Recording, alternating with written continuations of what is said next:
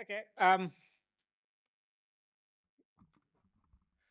Thanks, everyone. Look, my name is Kanishka JAYASURIYA, and I'm from Murdoch University. I've got the Lowy Institute on my on my label. Somehow I suspect that Lowy is not going to give me a job.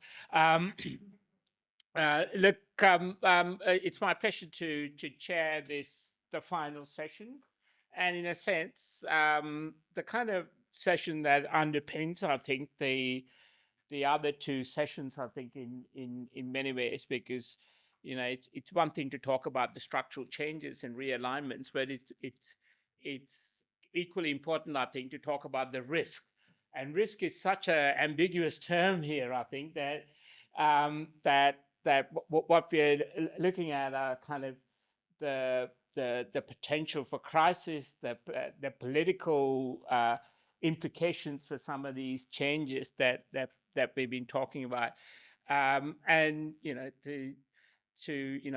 know the term polycrisis has been much abused, but it's a term that really does have resonance, I think, in Southeast Asia. The multiple intersecting crises, I think, that characterize much of the region that are essential, I think, to any kind of understanding of the kind of economic and security nexus that Evelyn and the rest of her team wants us to examine. So it's my great pleasure then to have two speakers who are going to speak to those themes. And they are Associate Professor Keith BARNEY, whose work focuses on political ecology, economic geography, agrarian change, examining how resources are produced, claimed, and governed, transformations of property rights and livelihoods, and how natural resources sustain authoritarian regimes. A really key point, I think. Keith is one of our speakers. The other speaker is Elina, who's a senior fellow in the Asia program at Carnegie, focusing on technology's impact, another risk that's really important, on power, governance, and nation building in Southeast Asia. She previously served as the Director of Political Security Affairs and Deputy Director of the Asia Society Policy Institute, and as associate professor in the Asia Pacific Center for Security Studies. So we got two excellent speakers who are going to talk us through some of the key challenges, risks, and crises that are manifest in this current conjuncture. So, Pete, thank you.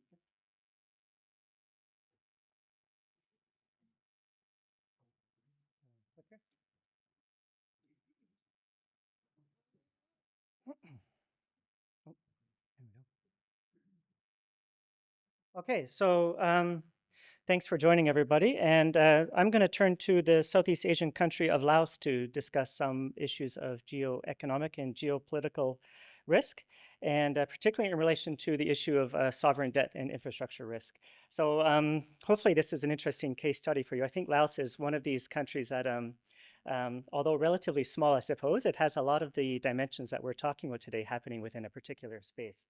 So two images to start off here on the front slide, I think that sort of brackets my talk a little bit. The first one at the bottom from the Wall Street Journal in 2013, foreign money pours into Laos, neighboring countries jostle for work and resources and hydropower.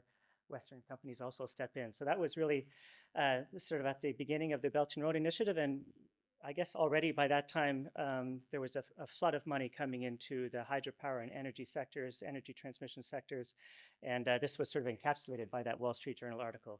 Above there is a November 2025 bond prospectus from the Ministry of Finance in Laos, where they're issuing a $300 million offshore US dollar sovereign bond, paying a coupon of 11.25%. So that gives an indication of what Laos's market borrowing costs are right now. So if any of you have mortgages, you might understand what it means to pay 11.25%. So let's dig into the details here on this interesting story. So I'm following Evelyn's prompts here for organizing my talk. And first, what are the infrastructure and financial risks associated with China-linked lending and investment in Laos since 2013, particularly in the energy sector? The second question, what have been Laos's policy responses to date? What prospects for de-risking, financial de-risking, infrastructure de-risking? And third, how might this relate to, I'm not using geo-economics, geopolitical economy, a related term, but maybe that is a little bit, I think, captures what I'm talking about a bit better, I think. Just to give a quick overview for maybe some who are a bit less familiar with the Lao context. As with other socialist states, Laos has a hierarchy of diplomatic relations that often uses quite specific language. It's fairly well known Vietnam has been Laos's primary political and security partner since the Indochina conflicts, in fact, with roots stretching back to the original formation of the Indochinese Communist Party in the 1930s. So for Vietnam, Laos uses the term time-honored friendship, special solidarity, and comprehensive cooperation to describe their relations with Vietnam. So number one, best friend. China has a comprehensive strategic partnership, so not quite the same language as Vietnam. Russia has been described as having a comprehensive partnership or a long-term strategic partnership. And the US and Japan have comprehensive partnerships, so that's minus the strategic part. Australia secured one of these in 2024, which is a good move from DFAT. But I'll guess, just sort of pointing to looking at Laos's major overseas visits from the top-level party leadership this year. The president and general secretary of the party, Thongloun Sisolit, made high-level visits in 2025 to Vietnam and China, unsurprising.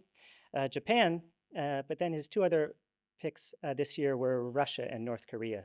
So I don't want to read too much into that, I suppose, but it's sort of interesting to observe, given the geopolitical, geoeconomic factors in play, US tariffs, et cetera, withdrawal of most USAID programs in Laos, fairly erratic US foreign policy. You get a sense that Laos is sort of becoming closer to its main political socialist allies, I guess. When we look at foreign direct investment in Laos by country and sector, we get a sense of the economic underpinnings of this. And here's some recent data in 2024 from the Bank of Laos. So China, including Hong Kong, maybe 65% of foreign direct investment in 2024. Thailand and Vietnam now falling quite a bit far behind that. It's actually a bit surprising for me when I looked that up. In terms of sectors, we can, of course, see construction, energy, and mining, maybe about 60% of overall investment, so resource and infrastructure. So this gives a quick sense of some of the geoeconomic relationships that are shaping Laos. So as many of you may know, Laos has been working through a significant economic crisis since 2020. And over the last year or so, I published this report with the Lowy Institute, where we tracked the drivers of this crisis and the rationale for why Laos would strongly benefit from a formal debt restructuring program. So far, there's been no formal debt restructuring. Laos's economy is stabilizing, but only after some years of very high inflation and currency devaluation. The economy currently is basically surviving on non-transparent bilateral debt deferrals granted by its largest creditor, which is China. So in other words, it's been what people would call a silent default. There was sort of some articles that saying that China would never allow Laos to default, but it's basically a default by any other name, a silent default. To recap briefly, our study traced the following sort of causal explanations for explaining Laos's economic crisis. So starting in around 2009, a large run-up in Chinese infrastructure financing formalized in 2013 under the Belt and Road Initiative.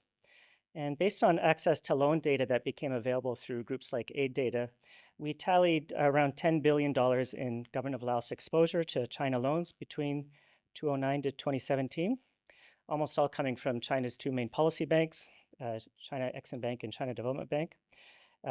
So $10 billion in loan exposure, that's in relation to economy of around $17 billion in 2017. So basically, as the Wall Street Journal article sort of alluded to, Laos was sort of swamped by the flood of financing coming in, with significant institutional and governance constraints emerging on the Laos side. At the same time, Laos was granting tax exemptions and incentives to attract investors. which saw state revenues fall to just 13% of GDP. So that contributed to very large budget deficits at the same time as their borrowing is ramping up. And so, we sort of tracked this, just the poor planning that went into this loan program. Basically, at no point through the 2010s were Laos's foreign exchange reserves sufficient to justify this level of borrowing.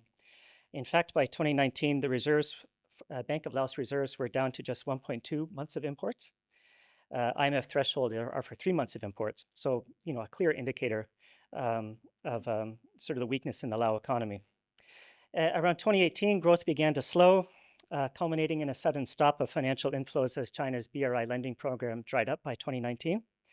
And then some bad luck hits Laos. You get the COVID crisis, Ukraine crisis, US interest rate hikes, and these are the tipping points that tip Laos into a full debt crisis by 2021. And then the currency mismatches on revenues versus external debt turn this into a full economic rout, basically. So from 2021 to 2024, Laos enters into an inflation currency depreciation spiral. Of course, this is all much easier to track in hindsight. A lack of proper debt statistics, however, and very poor fiscal risk assessments before groups like Aid Data were able to document this, made it difficult even for Laos's development partners to be able to really track this and sound the alarm on when the risks were accelerating, especially between the heavy borrowing period between 2013 to 2017. So this chart just gives a quick indication of Laos's current external debt picture, so not including borrowing from their domestic banks, not including publicly guaranteed debt from state-owned enterprises or their contingent liabilities. So we see the People's Republic of China holding around 50% of Laos's external debt, private bondholders 17% at market rates, World Bank A to B around the same level, 17% at highly concessional interest rates, and Thailand comes in at 4%. So our Lowy study documented how much of this risk was concentrated in the energy sector. And we estimate, just using publicly available data, that maybe $23 billion in hydropower investment occurred between 2009 to 2023 under Laos's Battery of Asia promotion slogan. So there's been an important state building component to this effort. I wouldn't want to characterize all of this as malinvestment. For example, today Laos has 96% electricity rates for households, which is a remarkable achievement. Laos is actually the world's #2 net electricity exporter after China, I believe, or France, I believe. The energy sector provides around 23% of Laos's total exports last year, and maybe 20% of the entire economy is based around the energy sector. So this was a major program that did have, reshaped the Lao economy and did allow them to achieve a number of development goals. But there was malinvestment, and the specific ways this was organized is important. So for example, there was $6 billion in hydro investment targeting the state-owned enterprise Electricity du Laos as the purchaser of that energy, or the off-taker. And almost all of this was financed through China, including the massive Nam U cascade in northern Laos. In addition, there was billions in borrowing for domestic energy transmission infrastructure, almost all financed by China. So basically, EDL became the guaranteed purchaser of all of this electricity targeting the domestic market, even when there was no demand for that electricity under these sort of what's called take or pay arrangements. All of this placed great financial pressure on Electricity du Laos, the state energy company. So the problems are complex and not all relate back to China, but at this point, EDL and its affiliated companies, this state-owned enterprise group holds 40% of Laos's sovereign debt in one state-owned enterprise system.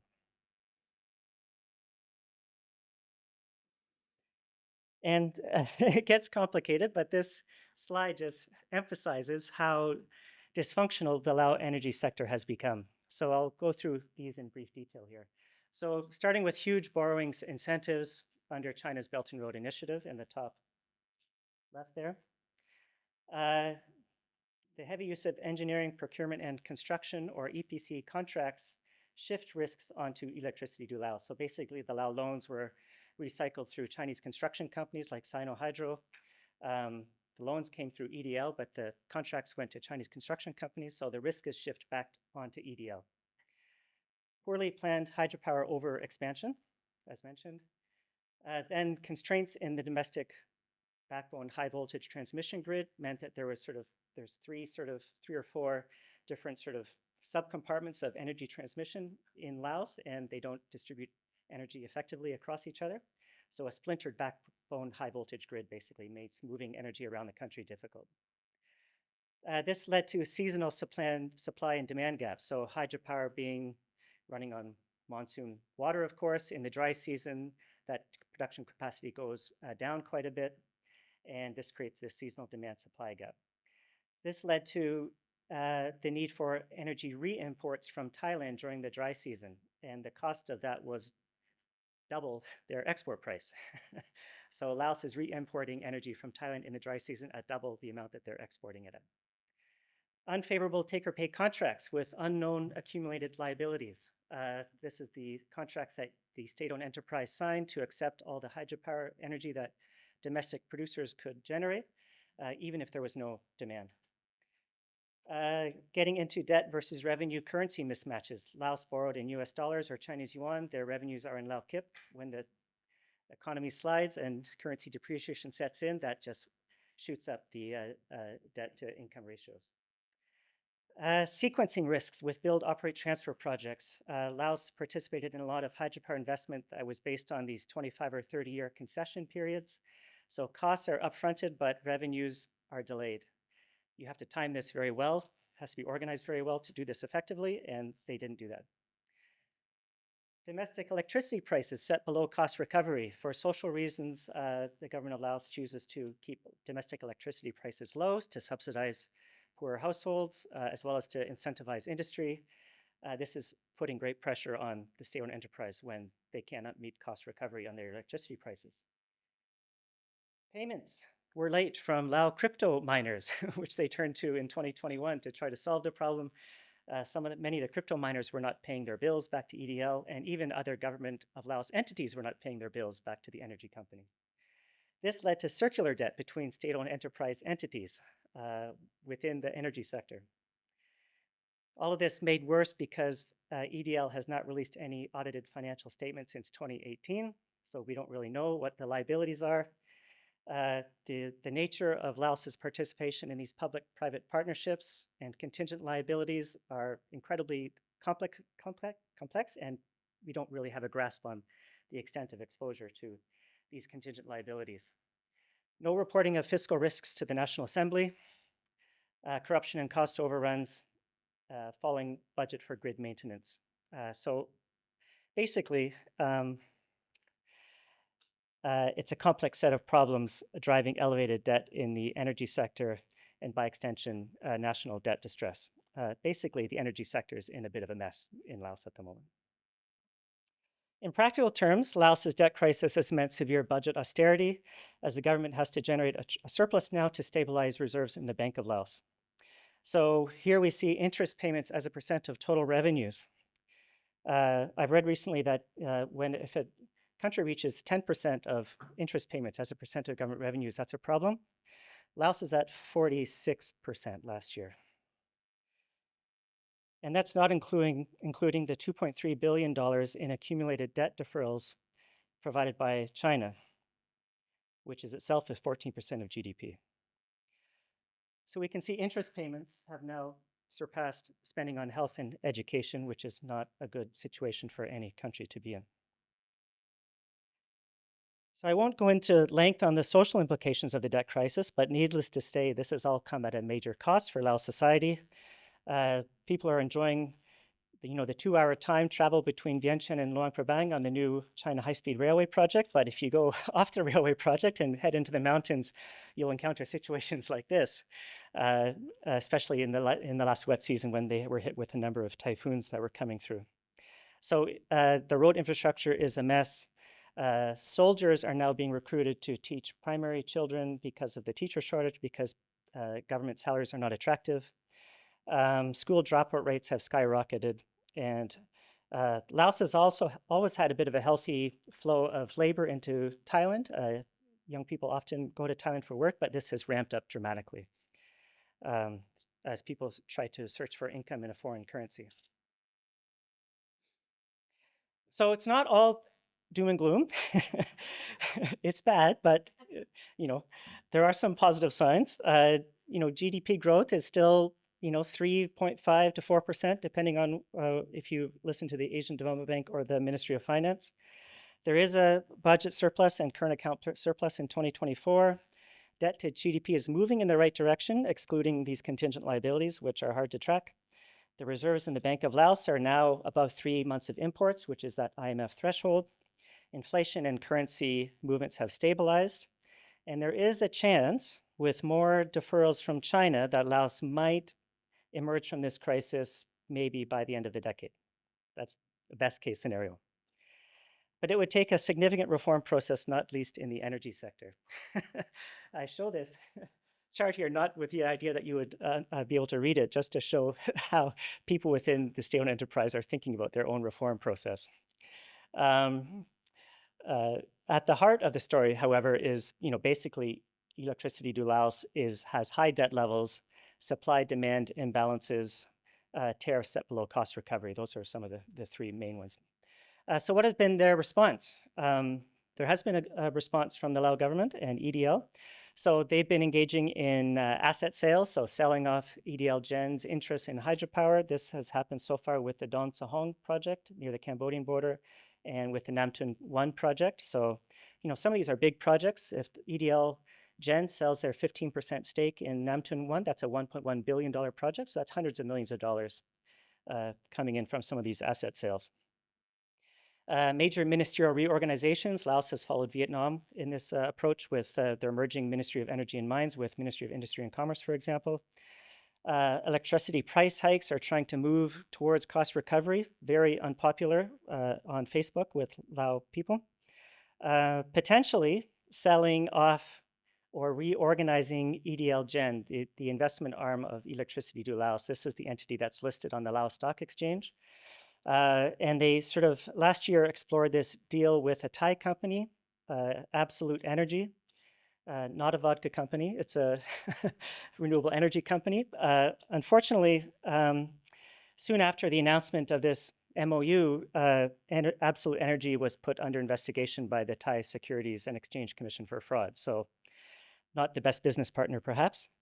They are attempting to renegotiate power purchase agreements, but that's difficult because it's based on legal contracts. So you have to sort of have a meeting and try to negotiate this. Maybe upfront concession agreements to try to upfront payments from hydropower operators. A further unbundling of EDL is likely, involving, for example, the creation of a new distribution company, EDL Distribution. Australia is supporting work into the creation of a potential new independent energy regulator, which would be very beneficial, although in the Lao system, it's hard to imagine having a fully independent regulator that's separate from the party. Unfortunately, Power China, one of the large hydropower construction companies, has launched a $555 million arbitration case in Singapore against EDL. So that's a Chinese state-owned company launching a arbitration legal case against a Lao state-owned enterprise in Singapore, which is kind of an interesting combination. This is itself 3.5% of GDP. We're talking $500 million. Laos is exploring pushing forward with renewables, which links in with some of Trisha's comments on solar, China providing solar as one of their big three options. There is a good example of this. There's a new $1 billion wind energy project on the Lao-Vietnamese border called Monsoon Wind Energy. Asian Development Bank was an investor in that. It's basically kind of separated off from EDL. It's a fully private enterprise, dedicated electricity lines going direct to the Vietnamese market. So it's sectioned off from the risk of the rest of the energy sector. And EDL is looking for transparency reporting, auditing, and contingent liability, better reporting on those issues. So that's what could be done, and some of that is being done. But to be frank, the energy sector in Laos is a mess. and poorly planned, opaque Belt and Road Initiative lending into Laos's energy sector made large contributions to that problem. So what are other prospects for de-risking, which Evelyn asks us to consider? It's not easy. So in addition to the documented debt, Laos has very large contingent liabilities in the state-owned enterprise sector and relating to other public-private partnerships, including the Lao-China Railway project. Basically, there's no formal China, Laos, or IMF-led debt restructuring process on the horizon. Other countries that have landed into debt distress, such as Sri Lanka, have entered into formal IMF restructuring programs. Laos has not taken that route. Instead, they're going on these discretionary debt deferrals granted from China every year since 2020. These have now accumulated to over $2 billion, and another $500 million deferral is announced anytime now. Probably another $500 million in deferrals next year and the year after. So that will be getting up to close to $4 billion in these debt deferrals, about which there is not much transparency, for example, around the interest rate that's being charged. So Laos's peak repayment period is actually this year. So this has been a challenging year for the Ministry of Finance, peaking out at $1.8 billion in debt repayments, but sticking at another $1 billion out to 2029, again, not including the deferrals that are being granted by China. To compare, there are $2.8 billion in the Bank of Laos in reserves. So that just gives a sense of the obligations. Laos lost access to international bond markets in 2021 and the Thai bond market in 2023. But the Ministry of Finance has re-entered sovereign debt markets just a couple weeks ago, armed with a new credit rating from Fitch and Standard & Poor's. They now have a CCC plus credit rating with a positive outlook. Still deep into speculative territory in terms of how bond markets think of this. Junk bonds, to be put it impolitely. And then this interesting thing came up in the last month as I was thinking of preparing for this presentation. So armed with their new credit rating, Laos issued this new $300 million bond paying 11.25% coupon. So only available for institutional investors, not retail investors, if any of you were thinking of that. To compare, in Australia, the Australian government borrows 5-year bonds at 4.1%. And in 2020, Australia was borrowing at 0.3%. So that gives a sense of kind of the shift in interest rates over the years since COVID period, and how much of a premium Laos has to pay to access international credit markets. So there's been some interesting media attention around this issue, including in the Financial Times.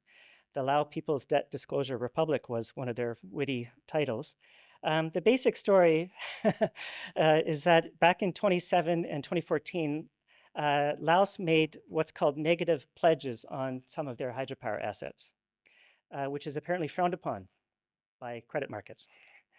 It gets a bit complicated, but basically Laos borrowed from the ADB, China Exim Bank, and Thai Exim Bank to build some hydropower projects under agreements that prohibited further pledging of these assets.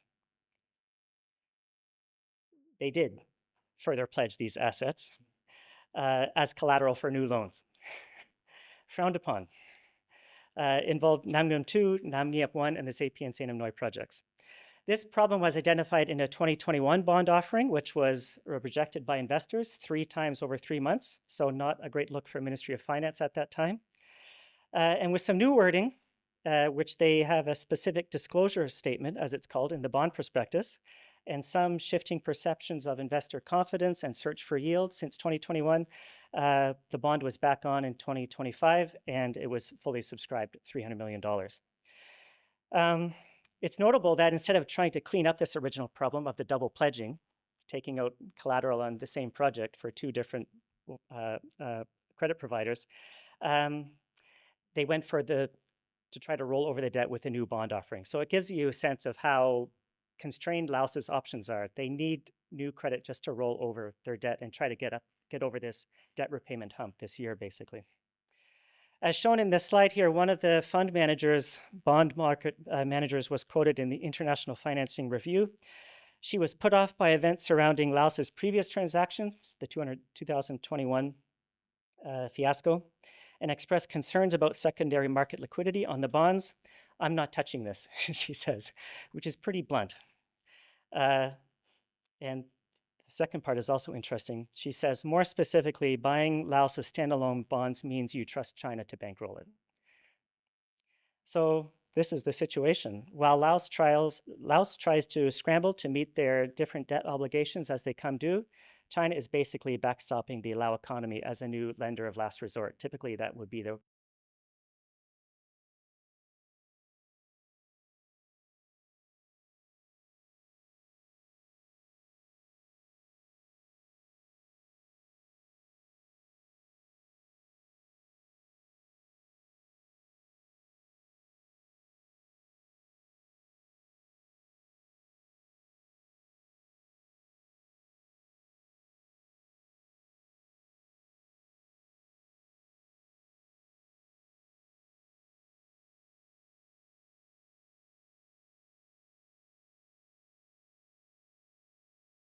with interest, unknown interest rates.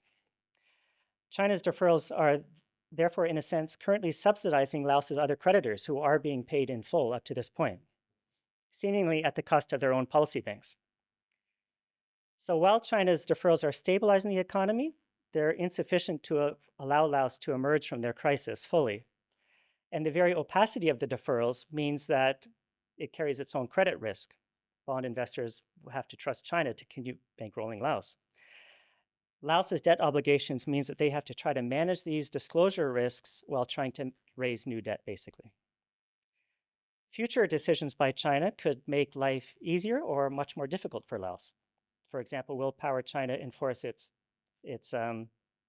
arbitration case in Singapore against EDL? For Laos, the strategy seems to be scrambling to make whatever repayments are coming up, and they have to do this while keeping the debt deferrals coming from China. Otherwise, they will be plunged right back into a crisis. The fifth point, so Laos's party state is currently navigating this sort of tension between a China-backed business as usual kind of rentier economy versus greater transparency requirements, reporting on public financial management and fiscal risks as required by bond investors that could improve their market credibility and liquidity. The risk for Laos is, of course, that capital markets are a rough game, and they're unforgiving. Issuing this new sovereign bond with the risks involved is itself a new risk issue for Laos. As one observer wrote to me the other day, the International Financing Review reporting on Laos has been top-notch and also brutal, likely reflecting the views of market participants. So investors are buying the bonds, but get ready for haircuts, basically, is what often happens in these circumstances. These issues of transparency and improved fiscal risk management will be increasingly critical as Laos exits from least developed country status next year. That means reduced trade privileges, grants, and reduced access to concessional finance. So usually at this point, countries transition to accessing private or public credit markets, international bond markets. Laos is in a tough position there. The underlying situation for Laos remains one of deep budget austerity and little capacity to absorb anything else that might go wrong. For example, a new external financial shock, or for example, a crisis in the Lao banking sector. Paying 11.25% on those bonds helps to roll over and smooth their debt repayment profile, but it itself underscores the difficult position Laos is in. At the same time, it's providing some liquidity and could help with restoring confidence and stability if Laos can meet the bond repayments.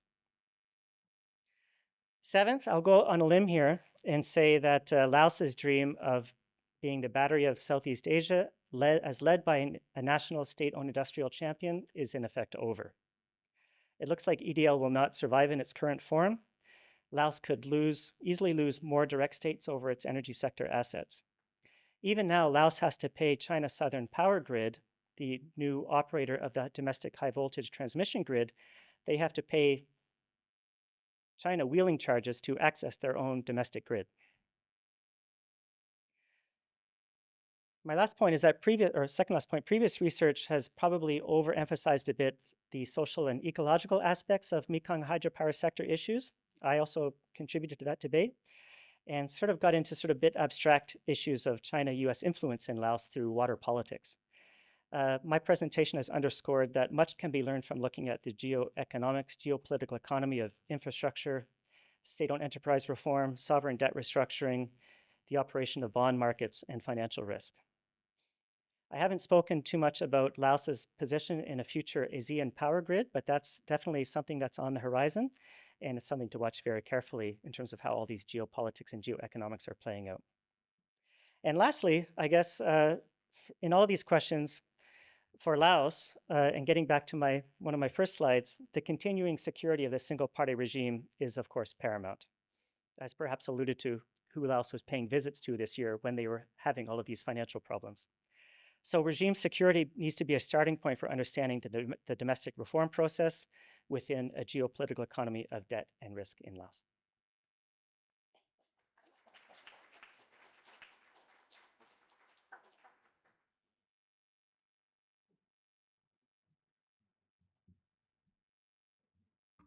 Well, thank you very much for having me in Canberra today.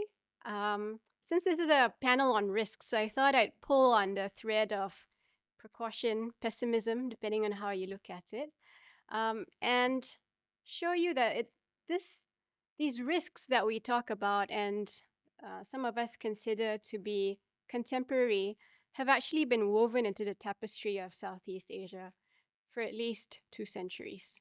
And I'll offer some examples. But what I thought I'd do would be to focus on the tech stack, because that's what I work on, from infrastructure, well, actually from resources. We just had a panel on resources. From resources to infrastructure to services that these tech companies provide. And demonstrate how Southeast Asian countries are both at risk, but also are trying to navigate those risks by demonstrating some level of agency, although the overall picture is probably a little more pessimistic than what we would want it to be. So resources, infrastructure, and I'll also talk about knowledge perspectives, because I think we miss out on this intangible level of agency or lack thereof when we talk about how the tech stack operates in Southeast Asia. So if you'll bear with me, let me just start with resources and take you back about 200 years in time. So in the late 19th century, the expansion of the British Empire, followed by the other European empires, took place on a very much accelerated scale, chiefly because of telegraph cables. And telegraph cables were to the Victorian era what the internet is to us, or what 5G is to us today. Now, the telegraph cable, and particularly underwater telegraph cables, would not have been possible, neither would the speedy expansion of empire have been possible, without the role played by Southeast Asia. So at that time, what was required to insulate these cables underwater was a particular form of latex that could only be found in trees that were native to Southeast Asia, primarily what we know today as Malaysia, Singapore, Indonesia. And it came from this particular tree called, or the latex itself was called getah perca. Getah, for you Malay and Indonesian speakers, you'll know that it means rubber. So getah perca was the chief insulator of many of these telegraph cables that dotted the underseas in the Atlantic, but also increasingly at that time throughout the rest of the world.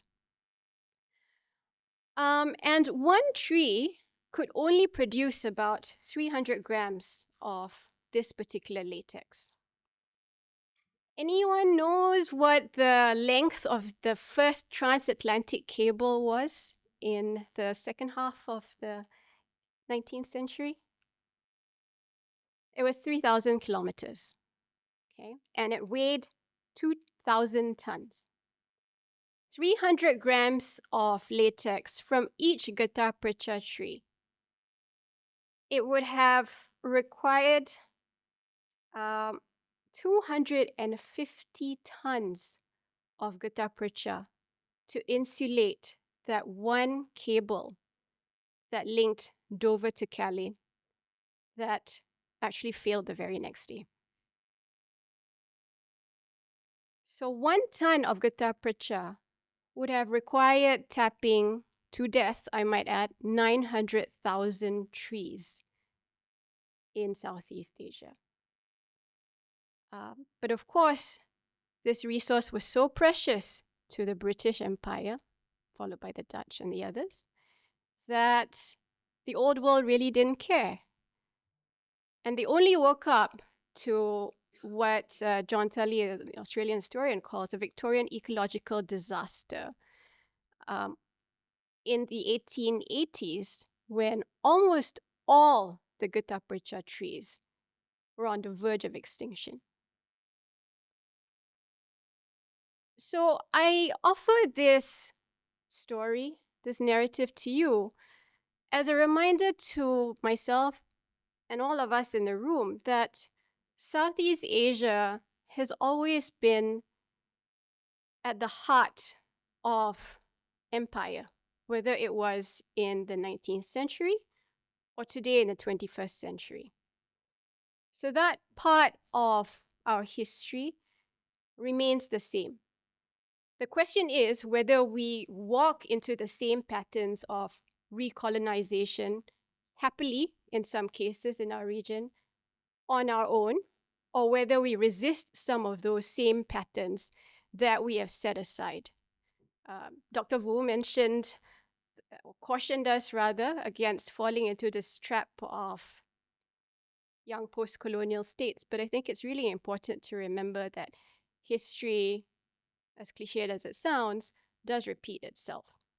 And we see this today with the use of our natural resources that are happily hawked, marketed, pitched by our own governments and industry as data centers are being built across Southeast Asia, even as we see weather patterns becoming more and more extreme. And given how resource-intensive data centers are, this seems to defy logic. But here we are, each Southeast Asian country competing to be the data center hub of the region, if not the world. So land, water, energy, right? These are the new gutta percha, if you will, resources of today's digital infrastructure. If we dig a little deeper underwater, there's a lot that's going on with natural movements of tectonic plates in the Ring of Fire, within which Indonesia and the Philippines sit. And this destabilizes the seabed on occasion naturally, which then sometimes results in cuts to these underwater data cables. And some of you may know that underwater data cables carry more than 99% of all data flows around the world today. So we're desperately reliant on these cables for us to connect to each other. And this was made strikingly clear during COVID. But if we continue with deep sea mining, if we continue with sand dredging as a bid to expand territory or whatever it is we do with these critical minerals in the pursuit of what we call green technology, then we have costs in other areas that we have to consider and to eventually bear. Moving on to infrastructure, I talked about subsea data cables, I talked about the data centers. We also are at strategic risk with the nature of ownership of this digital infrastructure. Cables are increasingly being considered critical underwater infrastructure, even if they are not formally labeled so by many countries in Southeast Asia yet. And because these cables connect to data centers also play a crucial role in how we process data, but also increasingly with the AI systems that Southeast Asian economies are hedging their bets on these days. In 2023, there was something like 24% of all ownership of data centers being in the hands of big tech companies, the hyperscalers. So from a purely economic commercial standpoint, this makes complete sense to the hyperscalers, right? To connect, sorry, not the data centers that are owned by them, the subsea data cables. So 23 to 24% of underwater data cables in 2023 were owned by hyperscalers. This obviously makes sense to them because these data cables would connect directly to the data centers that they owned. But from a country perspective, there's a huge risk of overconcentration of market power or corporate capture with zero public accountability. If any of you have tried to get data on data centers and details on these types of contracts, it's impossible because they're all cloaked under non-disclosure agreements. And so if about a quarter of data cables are owned by hyperscalers that are then connected to the data centers that they own, that then service the cloud storage and provision contracts that they give to enterprises and to us as consumers, then you can see what a huge risk of corporate capture with only board accountability by these hyperscalers would be for countries in the region. There are also national security arrangements that are increasingly tied to these digital infrastructure components.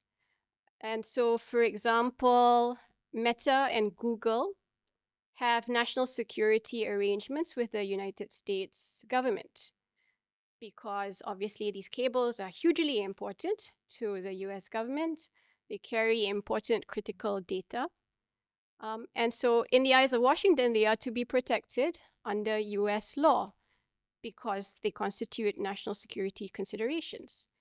And so as Southeast Asian governments, companies enter into contracts, what would usually be considered commercial decisions with these hyperscalers, they are going to be walking into, maybe even sleepwalking into these long-term arrangements with not only the hyperscalers, but also by proxy, the United States government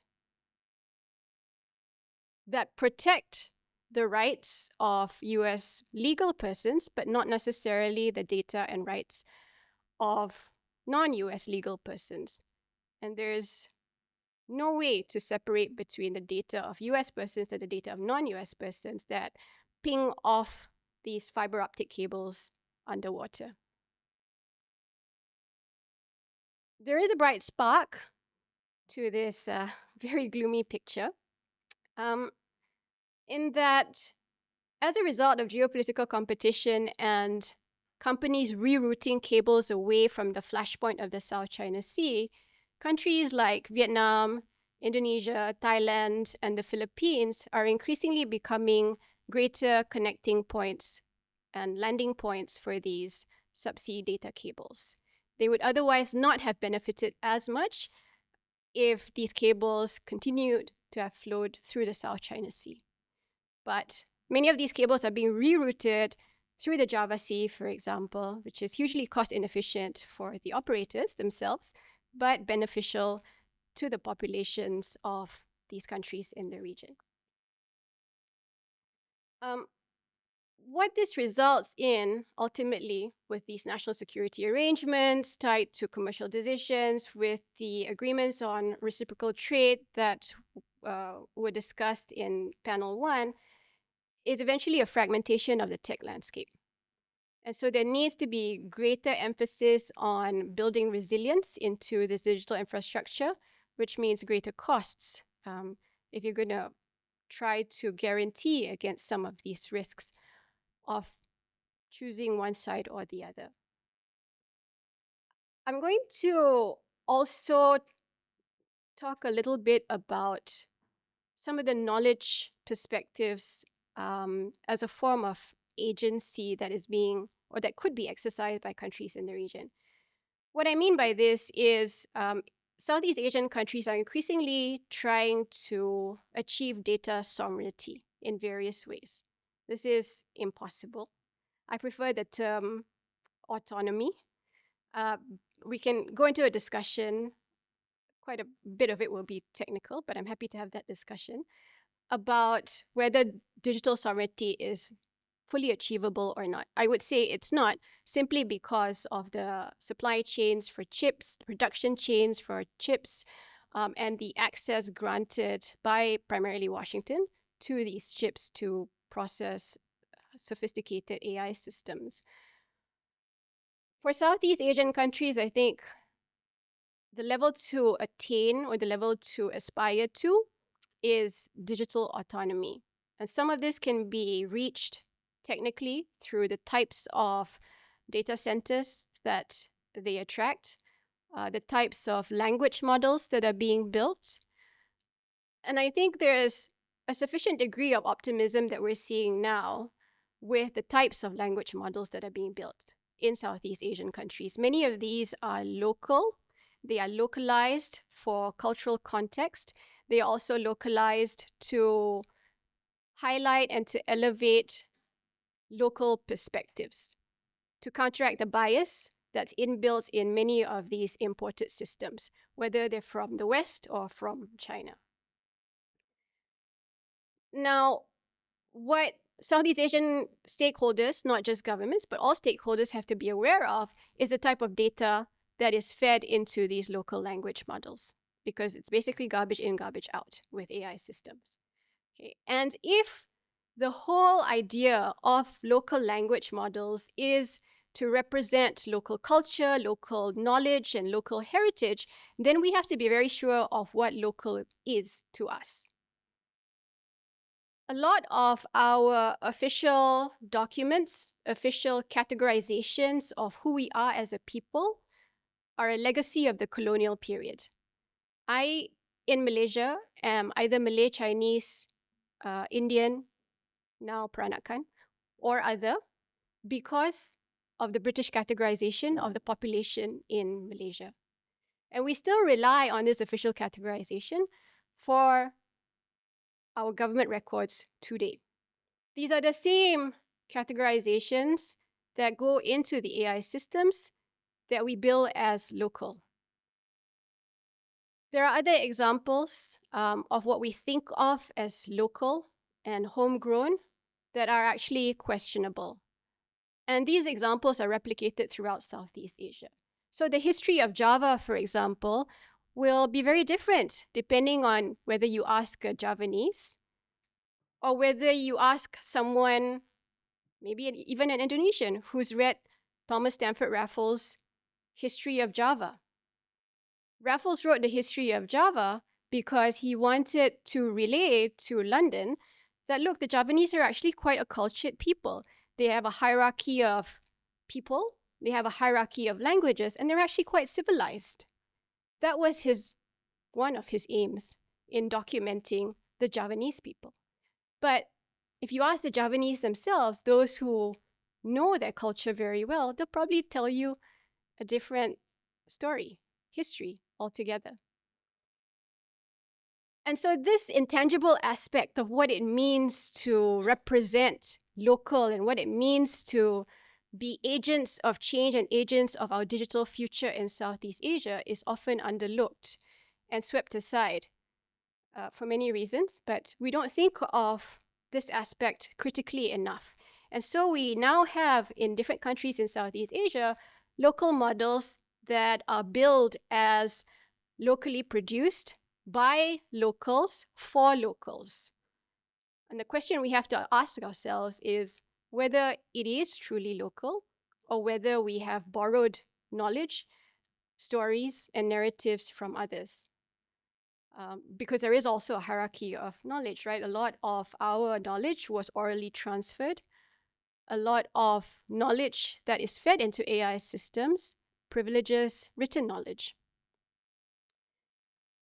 I will just end it there, but I wanted to show you how the risk pervades throughout the entire tech stack, from resources to the intangible idea of knowledge and what it means to have agency in a digital landscape that is replete with all sorts of different risks. So let me pause here, and I look forward to a discussion. Thank you.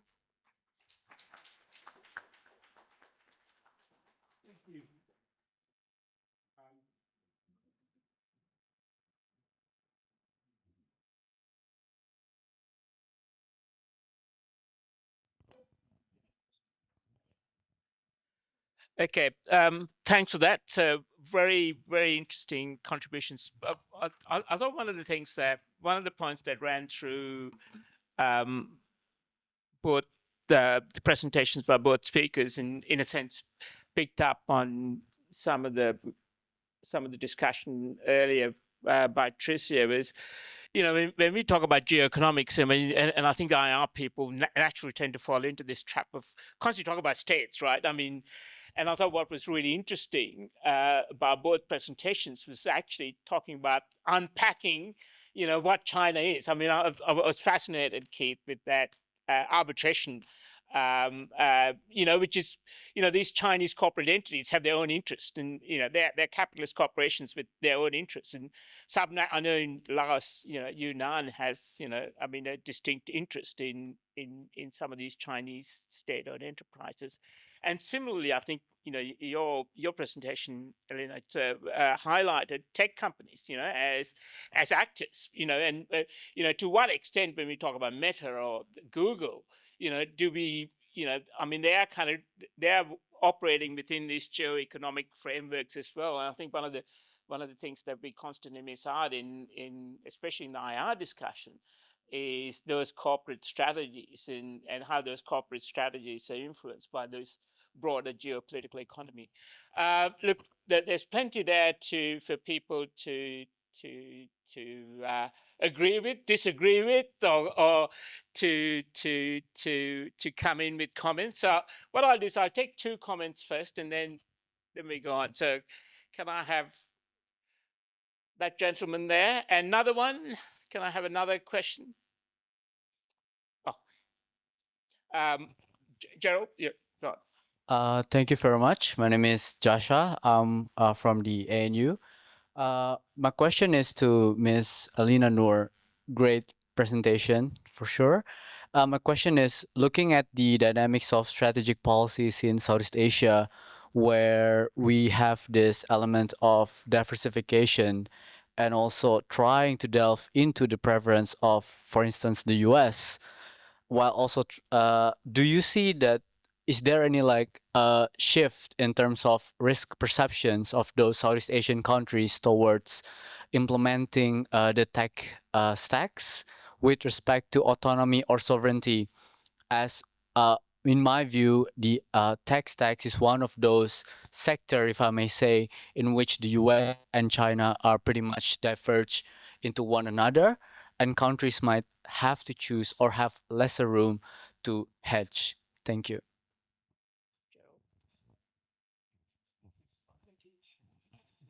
Well, lovely presentations, both of them. But my question is following on from the last speaker, and that is relating to the kind of American dominance of data control through the submarine cables.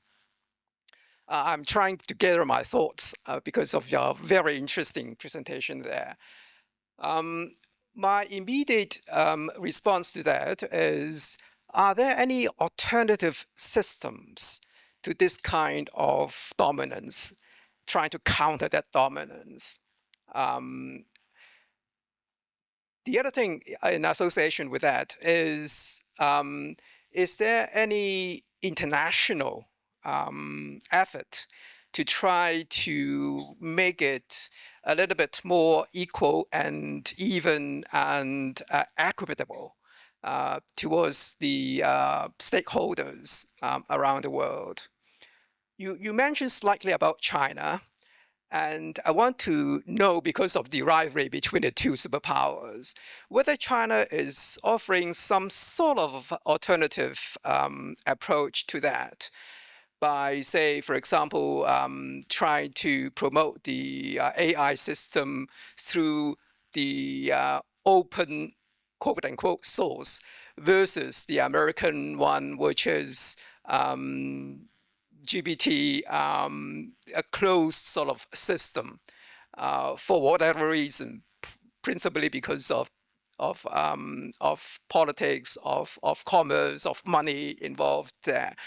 So whether there are alternatives to the kind of picture that you have painted, which is a bit disturbing to me.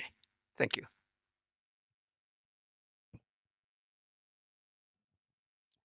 So Jaffa, yeah? Joshua, sorry. Shift in risk perceptions.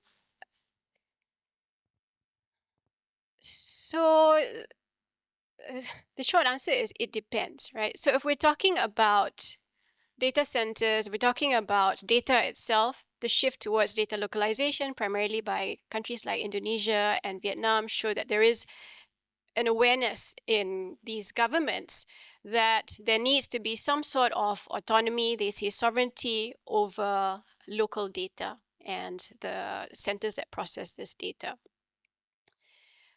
But that autonomy can only go so far because ultimately, this ties in somewhat to your questions about open source and the technical requirements for some of this localization to take place. There's a lot of open washing that's going on in the technical field because what might be sold as open systems, when you unpack those systems a little, you'll see that the processing units required to power these systems are tied to only a handful of companies. So like Google's tensor processing unit work best with NVIDIA chips, for example. And at the very top end of sophisticated chips, only a few companies control these, are able to design these, and are able to manufacture this. So there is still a great deal of market dominance that's held by only a few companies. And these same companies are also doing deals in Southeast Asia that are then marketed to us in the media as great for investment. Right? Microsoft, Google invested billions in Malaysia last year, in Indonesia as well, and they're sold as these are fantastic deals for these countries' futures. But how much autonomy and agency can these countries, and more importantly, their people have in these kinds of deals if these data center construction projects are really about construction and the use of resources? You walk into a data center, there's no one there. And so what kinds of jobs are being created? Maybe there are high-skilled jobs that are going to be created by these companies in the next 5 to 50 years. But this information is not readily available. It's not transparent. And the risk is the same in this instance, whether the investments are from the US, from China, or anywhere else. On whether there are alternatives, with subsea cables, not really. Although that said, countries in Southeast Asia are still, despite the constraints and pressures from Washington, still building cables with Chinese companies. There are at least 2 that are in progress now, Asia Direct Cable as well as the Southeast Asia Hong Kong Hainan Express. There were a few that had to be suspended because of pressure from Washington, but countries in Southeast Asia have so far been able to resist full dominance by the US in this part of the tech stack. Now, whether that continues to be true, of course, is something for us to consider maybe 5-10 years down the line.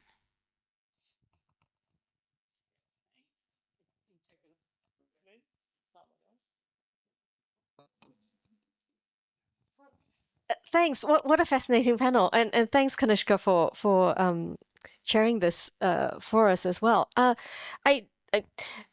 So I'm going to ask one question each to Keith and to Elina. I suppose the most straightforward one is to Keith, and I'm very glad, Keith, that we're discussing Laos in this exercise, because I think it's a way to remind us of the variations that exist in Southeast Asia, even when we're considering the same set of fundamental questions, right? And Keith, I was wondering if you might help us to connect a little bit to what we were talking about earlier today. And I don't know if you'd be able to give us a bit of a brief insight into, if we were going to think outside of the energy, hydro particularly sector in Laos, outside of that, how is Laos faring given the increasing emphasis on things like critical minerals, etc., that we were talking about earlier this morning? Is there a bit of a profile in those sectors for Laos, and is that a slightly more upward-looking one or not? I don't know the answer to this, so I'd be happy to be corrected if that's a stupid question. I don't know if it's a stupid question. And for Elina, again, it's a question about whether it's the right question that I'm asking. What I found fascinating about your discussion was that it really upends, like your tech stack through the three segments, resource, infrastructure, services, really upends the neat categorizations that we have in our minds sometimes about public goods, club goods, and exclusive goods, right? National security goods, perhaps we call it that. And as I was listening to you, I was trying to think, which bit of this might still be considered public goods provision, right? And which bits of these are like public goods for now, but potentially clubbable, right? And which could actually, at a turn of a switch, become exclusive national security. So I don't know if I'm asking the right question, but I think you understand why I'm asking it, because it's the degree of risk and vulnerability that Southeast Asian economies and locations, in a way, put themselves at, depending on the answer to that question vis-a-vis the tech stack, I think. Sorry for the long questions. Thank you. Thank you so much. It's a really good panel, and I've learned a lot. So I'm gonna try to do the Evelyn thing where I'll be posing two questions, which is not something I allowed during my panel. The first question is to Keith. I was quite interested in learning more about the Battery of Southeast Asia flop thing. I was wondering how that happened, because I was thinking about Eve's talk about how when Indonesia was doing resource nationalism, that the percentage of GDP that's sort of attributable to nickel is fairly low. So even if they kind of flopped, or at least they need to take some pain for a while, it's not a big thing to them. But it seems like the Battery of Southeast Asia flop in Laos seems to start off from a highly risky place. So I was trying to if I can learn more about how did that happen sort of before the whole 2020 stuff. Elina, I wanted to ask something about, you mentioned something about the fragmentation of the tech landscape, but I was wondering, and I was thinking through the kind of the resource infrastructure and services stuff. I was wondering, like, when you mentioned the fragmentation, is it just because of the proliferation of models in Southeast Asia? Because if that happens on the services end, but a lot of the control in terms of the resources, the data or the cables, the data and cable, basically resource and infrastructure, is basically controlled by the same companies who control the manufacturing of these chips, then that's not fragmentation. There's actually domination. It's more like if you go through different countries in Southeast Asia, if you work in the corporate sector, you realize they more or less use the same cloud services, right? So it seems to me that the fragmentation didn't actually quite happen, but rather some sort of re-centralization or domination that happens. So I was wondering, like, is there something I miss in terms of the fragmentation bit?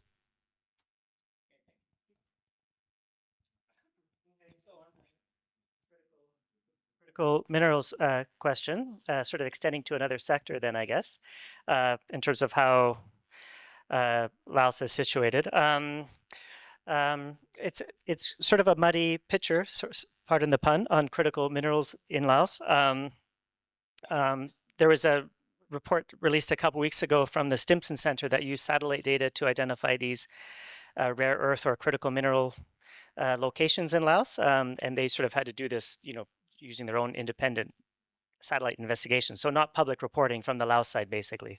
It doesn't seem like it's a huge area for Laos, but there could be some. There's probably some activity going on. It's not a major area for the Lao economy. That particular minerals are important, but I'm not sure about the rare earth or critical side of things. But I think that itself is sort of an interesting just tidbit to report on, because it's basically, getting back to this issue of transparency and reporting on the Laos side, the sort of transparency that's sort of required by international investors, large companies, required by bond investors, and even required, which would be beneficial internally in Laos in terms of setting up, fiscal risk assessments, reporting things to the National Assembly. Other countries in Southeast Asia have done this, right? Versus, this sort of discretionary, opaque, flexible resource extraction machine that Laos has sort of relied on over the years, and which sort of China seems to be continuing. So I think that's the tension. How will Laos navigate this tension, and where are they going to head to? I guess I think I alluded to that in my concluding point, where I said that regime security trumps economics in Laos for the party. So where transparency threatens fundamental party interests, that will not be followed. On the second part, the Battery of Asia.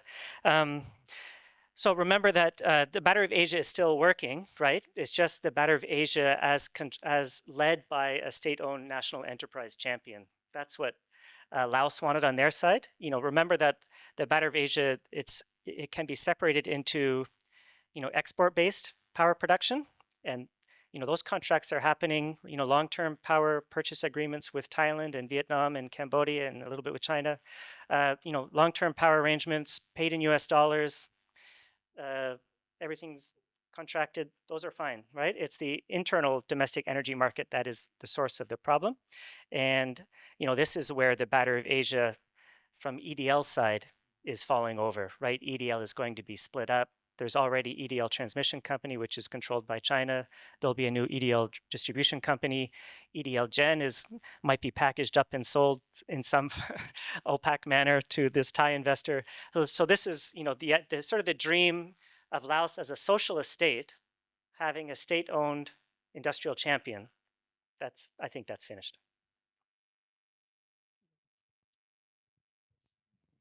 So, Evelyn, this is exactly the question that's really unsettling. What can be considered a public good that is not going to be vulnerable to being shut off with a switch?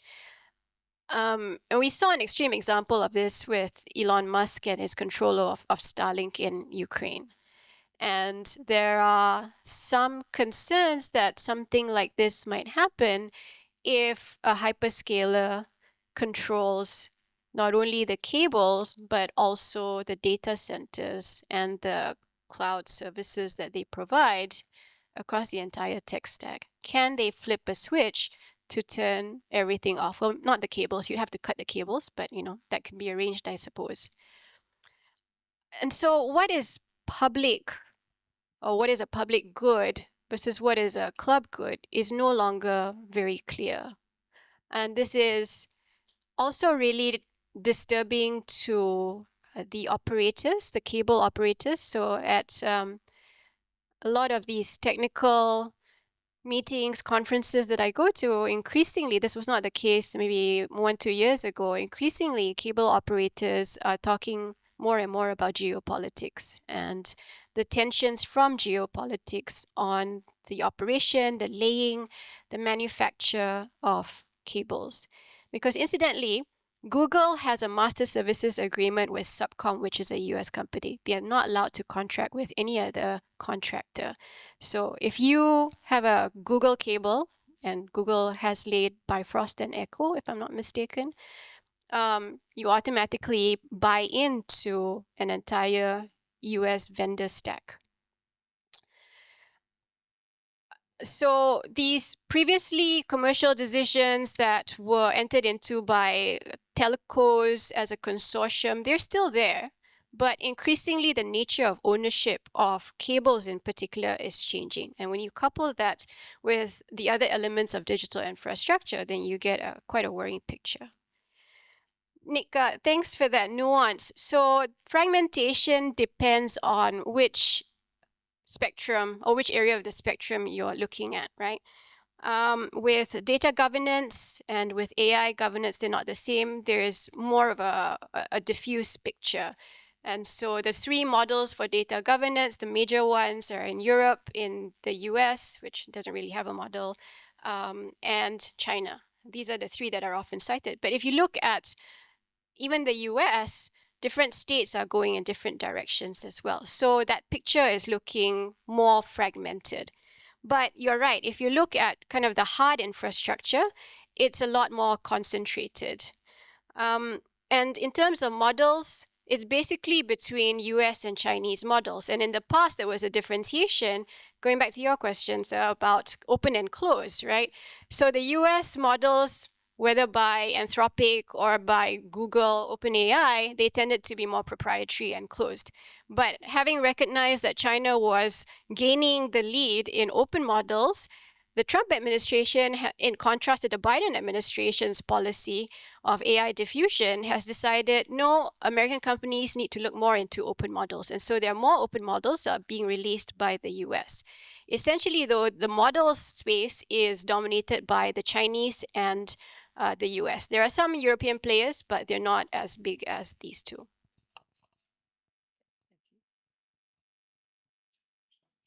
Yeah. My name is Tommy and a PhD candidate at ANU. So if you don't mind, I also have a similar kind of format, one question each for each presenter. So for Associate Prof. Kivbani, I'm thinking the problem with Laos might not actually be the high risk, but perhaps is their risk taking. Because from your presentation, I'm really shocked that they don't just have a bond market crisis, they even meddle with crypto mining and even willing to pay overruns for some hope that it would generate massive return of investment in the long term.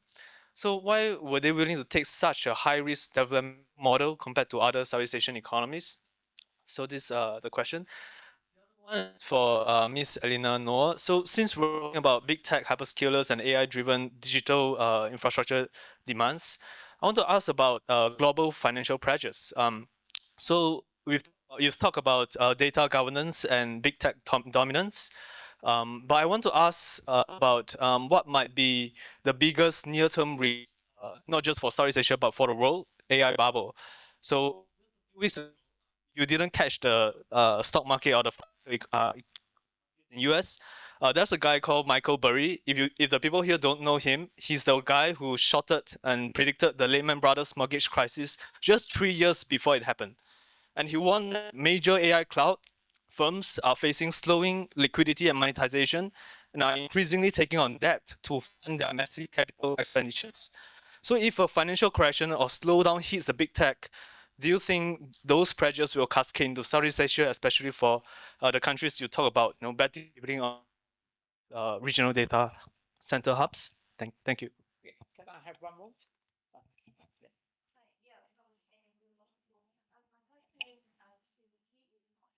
Sorry for the technical aspect of the question. Is that you mentioned one of the issues seems to be the double pledging of assets in this loan arrangement, which is also, I think, linked to the other question I want to ask about the new bond issue by Laos government.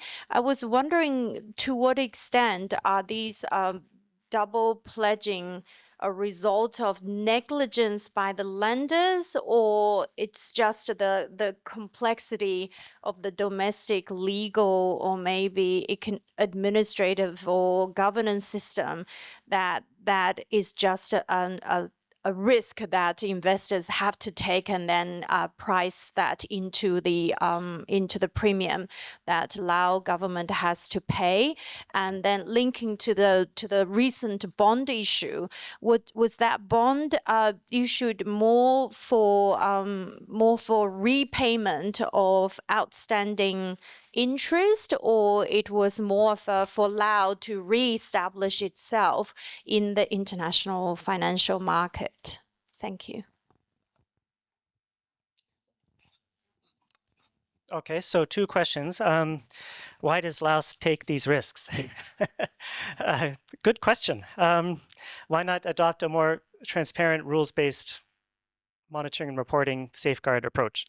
I guess it's a governance question, I suppose. And there are different dimensions to this. Part of it is institutional capacity within the ministries, which is not always that strong, and it's kind of been made worse by this. Well, in the immediate term, at least, with this huge institutional ministerial restructuring going on, where all these ministries are being merged together, and Vietnam is, I think Laos has been influenced by Vietnam in this. There could be some logic to that, but in the meantime, it's a huge, nothing's happening for the last year in any ministry, basically, as they get all the responsibilities reorganized.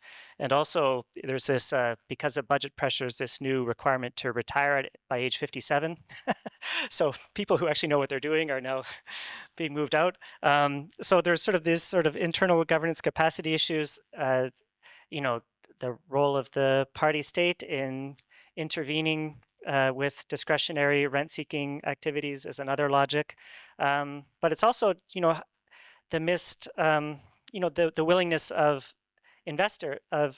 major investors like China to sort of overlook this and to sort of continue this through this huge financing program that they've been involved in. So both internal and external factors are sort of leading to these governance constraints, I guess.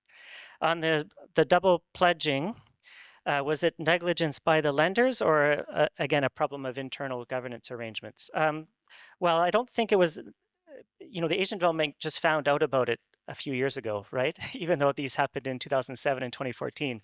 So I think they were pretty shocked to learn about this, that they had been double pledged or negatively pledged. And there's been a long discussion of what to do about this. And basically, all three lenders, ADB, China Exim, and Thai Exim, have basically said, we're not going to call you in on it.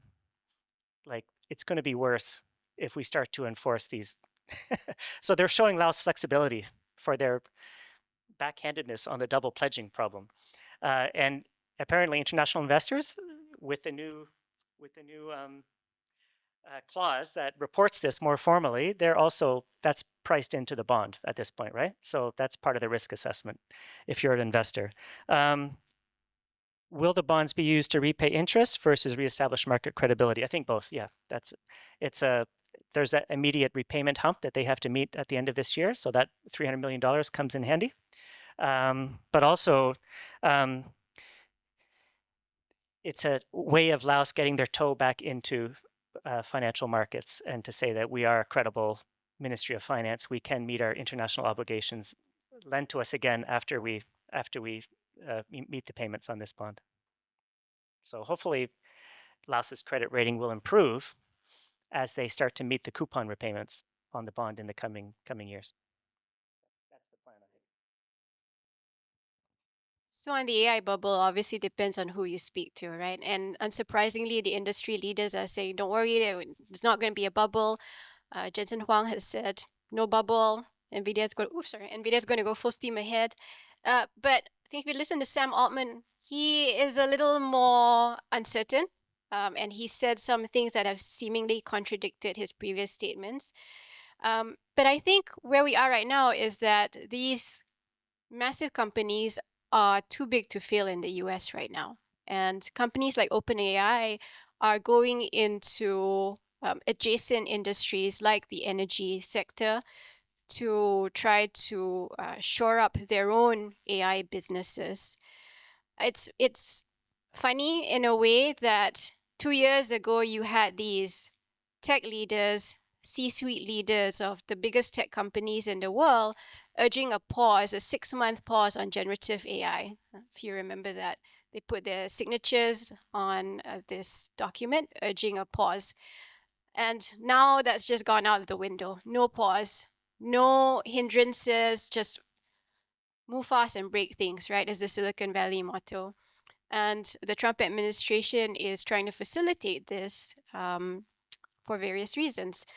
So whether or not the bubble bursts is obviously going to be a huge consequence to Southeast Asia, because our governments have all gone 150% in on digital transformation. Every single country in Southeast Asia, maybe not Timor-Leste just yet, but even Laos has some kind of digital transformation policy or strategy. And I think the real question is, what are we going to use AI for in our very different contexts? Are we going to aim for generative AI? Maybe countries like Singapore and Malaysia are aiming for that, but countries like Brunei, like Cambodia, maybe they aim for something a little less sophisticated. And I think we're able to contextualize AI use cases for specific examples, then we'll be off in a better place. But I think this race for data centers for greater and greater AI is just ludicrous to me against the backdrop of a climate crisis. Okay, I think we'll just get one more. That's the final one. Thanks for the presentations. Ming Sun from PhD student at the CAB as well. Two questions for Keith. I'm sorry for Keith. I really enjoyed it was quite very detailed and full of insight and dynamics I didn't quite know before. Two questions, just quite short, I suppose. First is, do you detect any movements or concerns or anxiety from Laos' long-standing ally, the Vietnamese? I find it quite perplexing that in the presentation, there's a lot of details and movements from the Chinese and the Thai state and sub-state actors, but the Vietnamese less so, which is strange given that in a previous thing I've argued before that they have mutually reinforcing regime of security. So Laos falls, China will be fine, but not Vietnam. So I wonder if that end you have anything to say.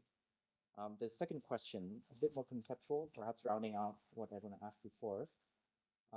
If I have to ask you if to put Laos into a spectrum of institutional neglect and a series of unfortunate but compounding events, how would you characterize Laos? We're operating with hindsight here, and we see that navigation is not that great, but could they have done it better?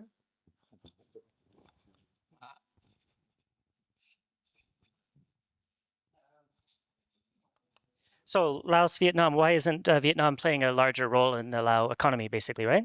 Well, I think there's plans afoot for that. I was just looking in the newspaper this morning, actually, and there's a big investment package coming from Vietnam. So I think Vietnam will be trying to move forward with some of that. You know, traditionally, Laos trades much more with Thailand, of course, and the investor has been from China. So, you know, the trade from Laos to Vietnam has never been that big of a factor. So I think there'll be something on that. I guess, you know, as with any external country or development bank looking to support the Lao economy, I guess if you bail out Laos without a formal debt restructuring, the money will just be used to pay off China. So why would you bail out, you know, provide money to the Lao government? The debt repayment is just going to go immediately up to China. So that's why you need a formal debt restructuring program that brings everybody to the table and everybody agrees on taking a haircut on their debt. This is what the IMF does. So this is, you know, by relying on these bilateral debt deferrals, you know, the ADB and the World Bank and the IMF cannot lend. The debt indicators are still too high for them to ramp up their lending, basically. And Vietnam would face the same choice, I think. On institutional neglect versus a series of unfortunate events. Yeah, good question. Well, yeah, it's you could say Laos ran into some bad luck, but there was a lot of bad planning that set themselves up for this situation. So, and this is where, you know, things like public financial management improvements, reporting on fiscal risk assessments to the National Assembly. This is where internal checks and balances are absolutely crucial for Laos to, you know, it's a complex world economy. We can't just run things on single year budgets. So, you know, if Laos wants to be a serious economy, they do have to implement some of these reform programs. And I think that they're realizing this now. I think this is the project for the next few years to try to build up public financial management in Laos. Thank you. I think we're just at 3 o'clock, and that's the end of this really fascinating session. So I'd like to really thank Keith and Elina. So, plenty there for us to think about in terms of risk. So, thank you, everyone. Evelyn, do you want to add anything for the?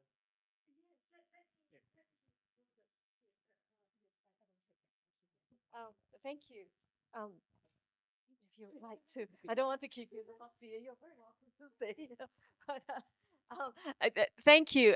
Thank you to Kanishka and Elina and Keith. This does officially bring us to the wrap on this part of the Geo-Economic update for this year. Thank you for being here with us. As you know, we do run these updates on a regular basis. The Southeast Asia Institute has strenuously suggested that we can't run this every year because we will simply collapse. So it is possible that we will do this again in 2027.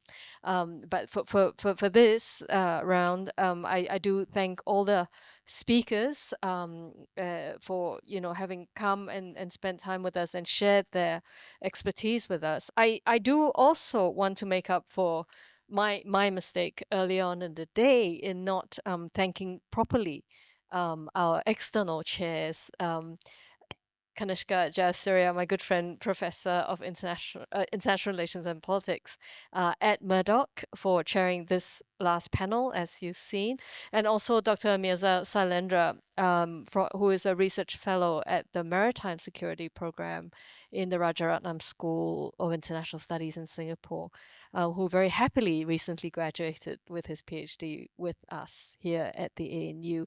So thank you both for chairing the second and third panels. And of course, Nick did a sterling job with the first panel. I also would like to acknowledge that part of the support for this event has come from two sources: the College of Asia and the Pacific here at the ANU, and also an ARC discovery project on the infrastructure of China's influence. So interest in China and the region has partly enabled us to do this, although events have overtaken that particular iteration of geo-economic concern. So please let me formally acknowledge those two sources of support for this. Now, for those of you, let me finish my thanks. This has already been said, but I think it's worth reiterating, and I will do this positively. I would really, really like to thank the CAP Partnerships team, primarily Ms. Ouyang Yen Hong, who is over there, and Ms. Hatiza, who is over at the back by the door, for making this not just possible, but actually excellent. I cannot enumerate how many difficulties there are at a pure logistic level at the ANU at the moment, and these ladies have performed miracles for us to make not just this, but the two workshops that are happening back to back with this program happen. So thank you very much for that.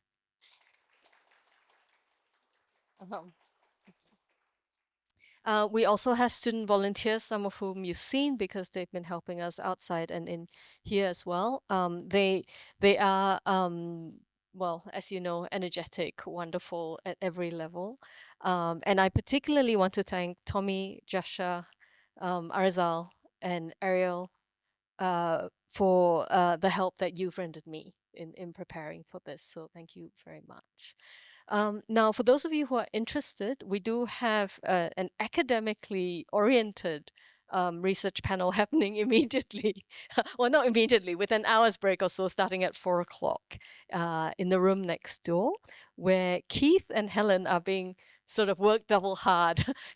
They're double mortgaged today, I think, to present on actually different projects to what they've been talking about here. But it is a continuation of the geo-economic theme. Alongside them will be Gerald Chan, whom we've heard from, and my colleague Amy King as well. So if you're interested, please approach one of the team who will be able to supply you with details. Speakers and chairs from the update, please also find afternoon tea in the room next door to this as we transition to that part of the program. That then really is about the sum of what I've got to say. We will reconvene those who are doing the research workshop at 4 p.m. next door. For everybody else, thank you so much for being here with us. And it's still a nice afternoon. It has warmed up considerably out there. Please enjoy yourselves and have a really good day. And please stay around if there's speakers or people you'd like to have a chat with. We do have some time in the transition process. Thank you very much.